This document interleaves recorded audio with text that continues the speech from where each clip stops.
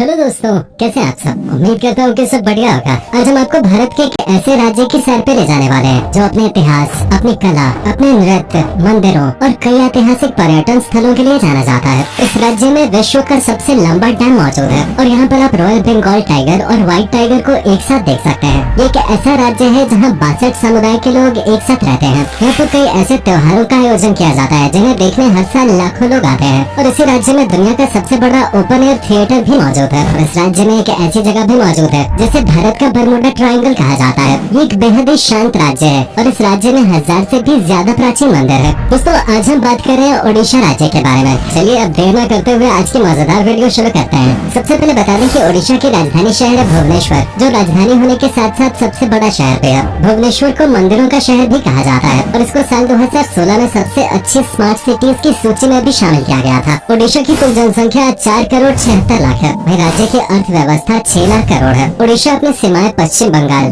झारखंड, आंध्र प्रदेश और छत्तीसगढ़ के साथ साझा करता है। राज्य का 500 किलोमीटर से ज्यादा कोस्ट एरिया है। यही वजह है कि सैकड़ों सालों से ओडिशा के तटों का इस्तेमाल प्रमुख बंदरगाहों के तौर पे किया जा रहा है। दोस्तों, ओडिशा एक ऐतिहासिक जगह है और इस राज्य का इतिहास हजारों साल पुराना है। इससे पहले उत्कल और कलिंग नाम से जाना जाता था। इसके बाद भी इस राज्य का नाम समय समय पर कई बार बदला गया। अंतिम बार साल 2011 में इस राज्य का नाम ओडिशा से बदलकर ओडिशा किया गया था। इस राज्य पर मुगल, ब्रिटिशर्स, मराठाओं और हैदराबाद के नवाबों के अलावा अनेकों साम्राज्यों ने शासन किया है। मौर्य शासक सम्राट अशोक के लिए भी ये राज्य काफी अहम था। सन 261 ईसा पूर्व के दौरान यहीं पर कलिंग युद्ध लड़ा गया था, जिसमें हजारों लाखों की संख्या में सैनिक मारे गए थे। इस युद्ध के बाद ही अशोक का हृदय परिवर्तन हुआ था और उन्होंने बौद्ध धर्म को अपनाया था। आपको जानकर हैरानी होगी कि दूसरे विश्व युद्ध के दौरान हिटलर ने भी ओडिशा राज्य पर कब्जा करने की कोशिश की थी, क्योंकि हिटलर का मानना था कि इस राज्य में इतने प्राकृतिक संसाधन मौजूद हैं जिसके जरिए दुनिया की कोई भी जंग जीती जा सकती है। कहा जाता है कि जर्मनी की सेना पूरी के समुद्र तट तक भी पहुंच गई थी, लेकिन फिर भी हिटलर इस राज्य पर कब्जा नहीं कर पाया। क्या आप जानते हैं कि ओडिशा भारत का पहला ऐसा राज्य है जो भाषा के आधार पर अलग हुआ था। 1 अप्रैल 1936 को ब्रिटिश साम्राज्य के दौरान भाषा के आधार पर ओडिशा को एक अलग राज्य का दर्जा दे दिया गया था। ओडिशा में सबसे ज्यादा ओडिया भाषा का इस्तेमाल किया जाता है, लेकिन इसके अलावा संबलपुरी और अंग्रेजी भाषा का इस्तेमाल भी यहाँ पर लोग करते हैं। राज्य की लगभग 60% आबादी आज भी कृषि पर ही निर्भर करते हैं। नारियल, चावल, गन्ना, मूंगफली, दाल, जूट और हल्दी की खेती यहाँ मुख्य तौर पे की जाती है। बंगाल की तरह ही ओडिशा में भी मछली एक प्रमुख डिश है। 100 से ज्यादा प्रजातियों की मछलियाँ यहाँ पर खाई जाती हैं और इन मछलियों से कई लाजवाब पकवान भी तैयार किए जाते हैं, जिन्हें देखकर ही लोगों के मुंह में पानी आ जाता है। ओडिशा में अमाल्डा एयर स्ट्रिप नाम की एक जगह है जो दूसरे विश्व युद्ध के दौरान एक एयरपोर्ट की तरह इस्तेमाल की गई थी, लेकिन ये जगह बरमूडा ट्रायंगल की तरह ही रहस्यमय है, क्योंकि यहाँ पर आज तक कई विमान हादसे हो चुके हैं। इस जगह पर पहुँचते ही आसमान में 2 हवाई जहाज आपस में टकरा जाते थे और कई बार उड़ते हुए प्लेन का अचानक बैलेंस बिगड़ जाता था। साल 2018 में आखिरी बार यहाँ पर विमान हादसा देखने को मिला था। हालांकि पिछले 75 सालों से इस जगह का इस्तेमाल नहीं किया गया है और ये जगह पूरी तरह से वीरान पड़ी है। विमानों के अचानक क्रैश होने के कारण कुछ वैज्ञानिक ज्यादा यूरेनियम और रेडियो एक्टिव पदार्थ को मानते हैं, लेकिन इसका रहस्य आज भी खुलकर सामने नहीं आया है। दोस्तों, ओडिशा भारत का सबसे बड़ा स्टील उत्पादक राज्य है। हर साल 18 मिलियन मीट्रिक टन से ज्यादा स्टील का उत्पादन ओडिशा करता है। ओडिशा के राउरकेला में एक प्रमुख स्टील प्लांट भी लगा हुआ है और ओडिशा का कोरापुट बंदरगाह भारत का सबसे बड़ा बंदरगाह है। आपको बता दें कि ओडिशा राज्य में एक ऐसा पत्थर पाया गया था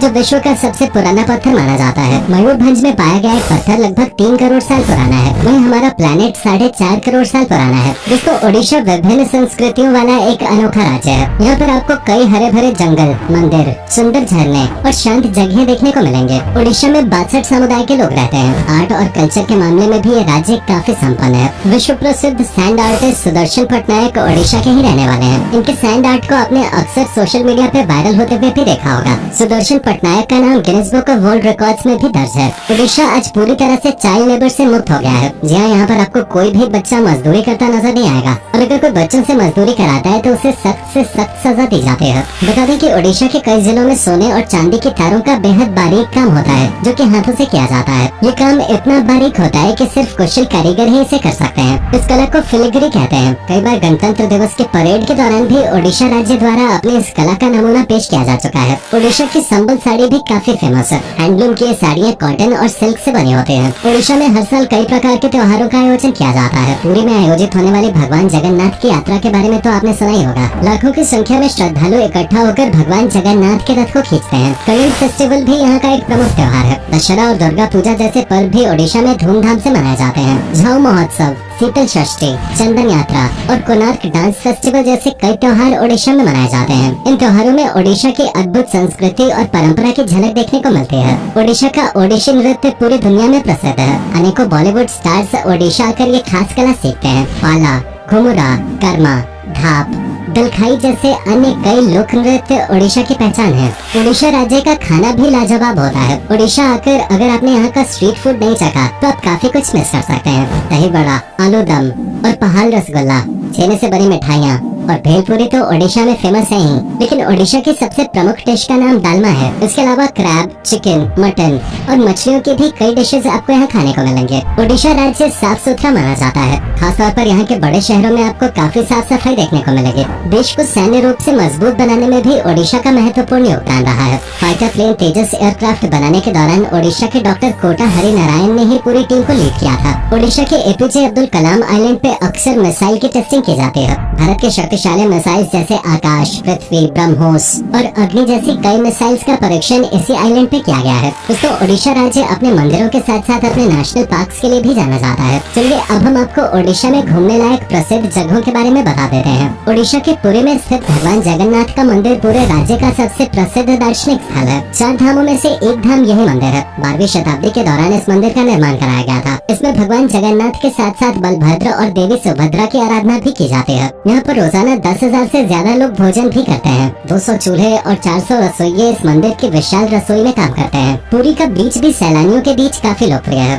सर्फिंग के दीवानों के लिए ओडिशा जन्नत से कम नहीं है। यहाँ हर साल सर्फ फेस्टिवल का आयोजन होता है, जिसमें देश विदेश से लोग अपनी अद्भुत प्रतिभा का प्रदर्शन करने आते हैं। ओडिशा के भुवनेश्वर शहर की स्थापना राजा शिशुपाल द्वारा की गई थी। वैसे तो इस शहर में कई ऐतिहासिक मंदिर हैं, लेकिन भगवान शिव का लिंगराज मंदिर उनमें सबसे प्रमुख है। इस मंदिर से लोगों की विशेष आस्था जुड़ी हुई है। धौले हिल्स, उदयगिरी और खंडगिरी गुफाएं, रत्नागिरी बौद्ध मठ, नंदनकानन चिड़ियाघर जैसी अनेकों जगह आप भुवनेश्वर में घूम सकते हैं। साथ ही भुवनेश्वर में आप यहाँ की शानदार नाइट लाइफ का भी भरपूर आनंद ले सकते हैं। यहाँ पर आपको कई पब, बार और क्लब्स मिलेंगे, जिनमें आप मौज मस्ती के साथ साथ शानदार फूड भी एंजॉय कर सकते हैं। ओडिशा के कोणार्क शहर में स्थित सूर्य मंदिर को यूनेस्को ने विश्व ऐतिहासिक धरोहर में शामिल किया है। ये मंदिर भगवान सूर्य देव को समर्पित है। और सबसे मजेदार बात तो यह है कि सूर्य की प्रथम किरण इस मंदिर के मुख्य द्वार पे ही गिरती है। इस मंदिर के किवाड़ पिछले 100 सालों से बंद पड़े हैं, जिसका कारण मंदिर का कमजोर ढांचा बताया जाता है। कहा जाता है कि इस मंदिर के ऊपर पहले एक विशालकाय चुंबक हुआ करता था, लेकिन उस चुंबक के कारण अक्सर समुद्री जहाज अपनी दिशा भटक जाया करते थे, जिसके बाद पुर्तगाली लोग वो चुंबक निकाल कर अपने साथ ले गए। उस चुंबक के हटाए जाने के बाद से ही मंदिर का ढांचा लगातार कमजोर होता चला गया। मंदिर का स्ट्रक्चर सूर्य देव के रथ के आधार पर डिजाइन किया गया है। रथ के पहिए आज भी सूर्य की रोशनी से सही समय बता सकते हैं।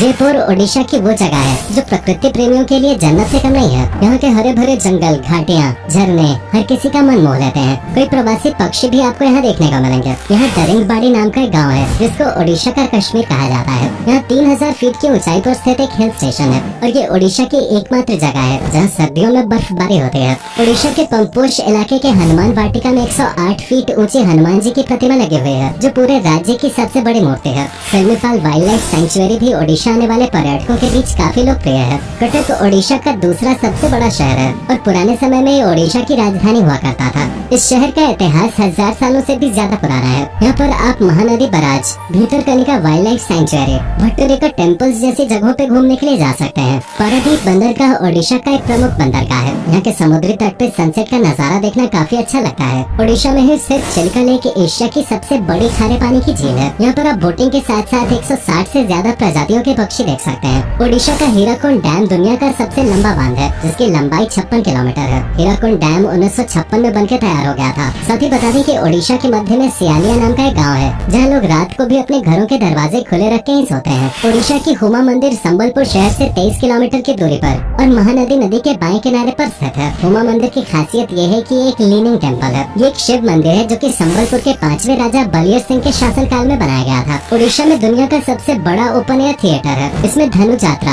या धनु यात्रा नाम का एक सालाना नाटक प्रदर्शित होता है जो ओडिशा के बरगढ़ में मनाया जाता है। इस थिएटर में कृष्ण और कंस के युद्ध के दृश्य दिखाए जाते हैं। दोस्तों, ओडिशा घूमने के लिए आपको बहुत ज्यादा पैसों की जरूरत नहीं पड़ेगी। एक हफ्ते ओडिशा घूमने के लिए आपका 15 से 20 हजार प्रति व्यक्ति के हिसाब से खर्च होगा। यहाँ पर आपको होटल भी काफी सस्ते मिल जाएंगे। ट्रेन या फिर हवाई मार्ग के जरिए ओडिशा आना सबसे अच्छा साधन है। अगर आप वाकई में भारत के ऐतिहासिक मंदिर और समृद्ध इतिहास के बारे में जानना चाहते हैं तो एक बार ओडिशा की सैर अवश्य करें। तो दोस्तों, ये थी देवभूमि ओडिशा। उम्मीद करते हैं आपको हमारा ये एपिसोड पसंद आया होगा। आप में से अगर कोई है ओडिशा से तो हमें जरूर बताएं। हमें नीचे कमेंट करके जरूर बताएं कि आज के वीडियो में आपको ओडिशा की कौन सी बात सबसे ज्यादा अच्छी लगे। क्या आप कभी गए हो ओडिशा, और अगर गए हो तो आपका एक्सपीरियंस कैसा रहा, ये भी हमारे साथ शेयर जरूर कीजिएगा। साथ ही इस वीडियो को अपने दोस्तों और रिश्तेदारों के साथ शेयर करना मत भूलिएगा। हमारे चैनल को भी सब्सक्राइब जरूर कर दीजिएगा। वीडियो को अंत तक देखने के लिए आपका बहुत बहुत शुक्रिया। आपसे फिर मुलाकात होगी एक और नई वीडियो।